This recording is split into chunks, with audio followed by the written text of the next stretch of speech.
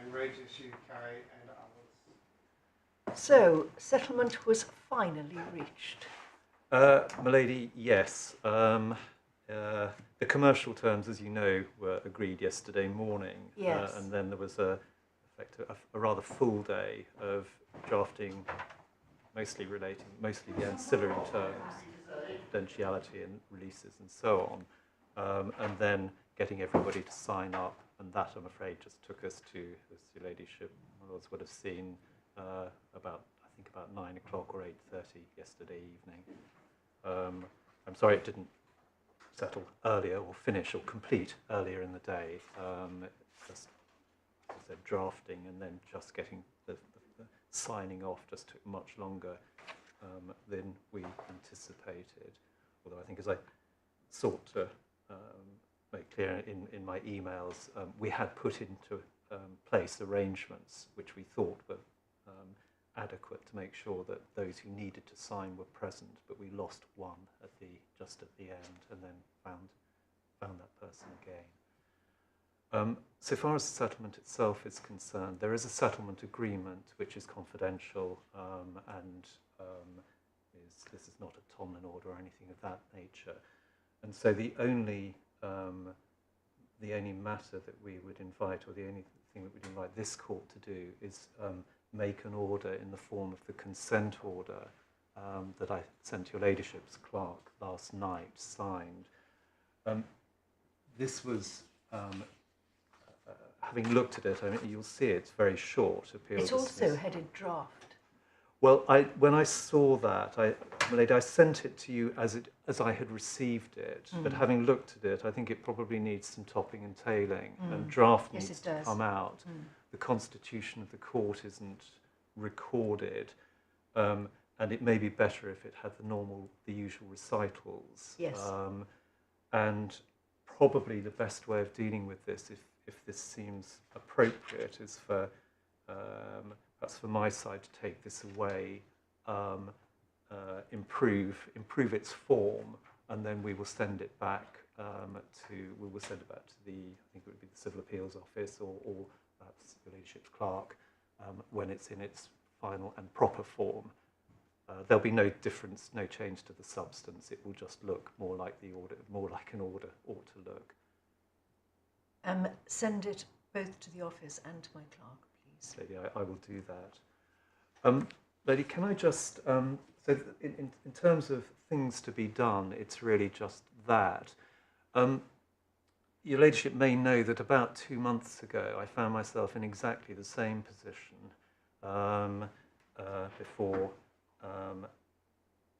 this court and one member of this court, having settled the New Look appeal at about the same time of night, and then having to attend, and the court having to sit, and I think in that case the court having done a substantial amount of work before the matter settled.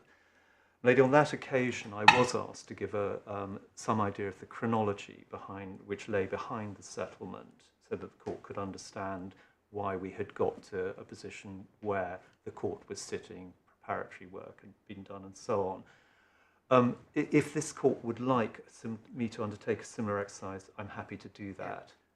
Not on this occasion.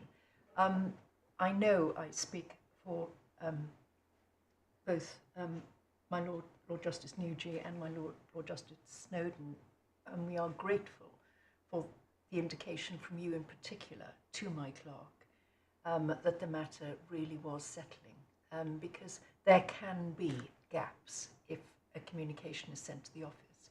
And may I suggest in future that the communication from counsel is sent not only to the clerk of the presiding judge, but to both members of the Constitution as well, because of course we communicate, and when I will receive an email, I'll automatically pass it on to my fellow Lord or Lady Justices.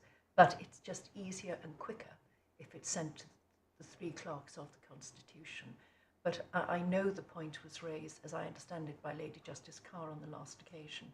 Please do communicate as soon as you can, directly, obviously with the office, but directly with the court, because that is the swiftest way of giving us a proper indication of what is going on and can save us, frankly, hours of work.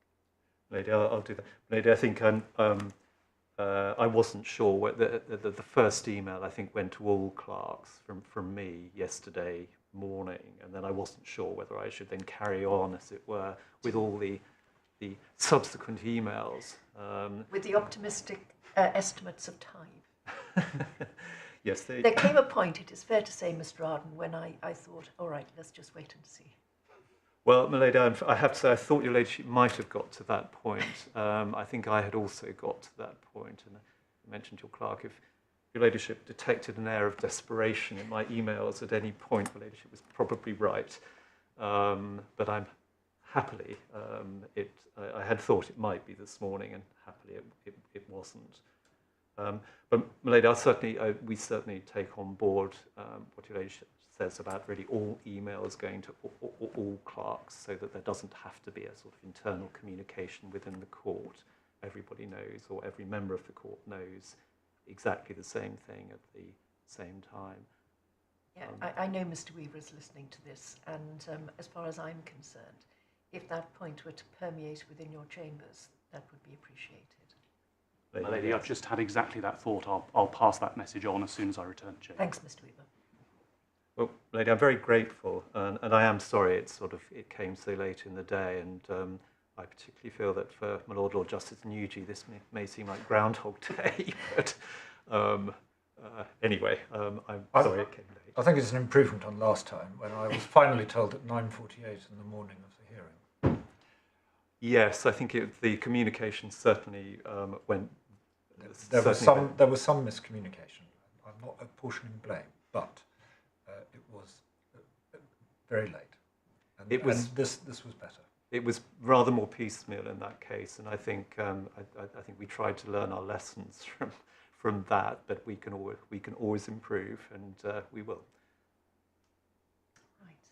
Anything else? For me, lady, no, my lords, no. No, not from me, my lady.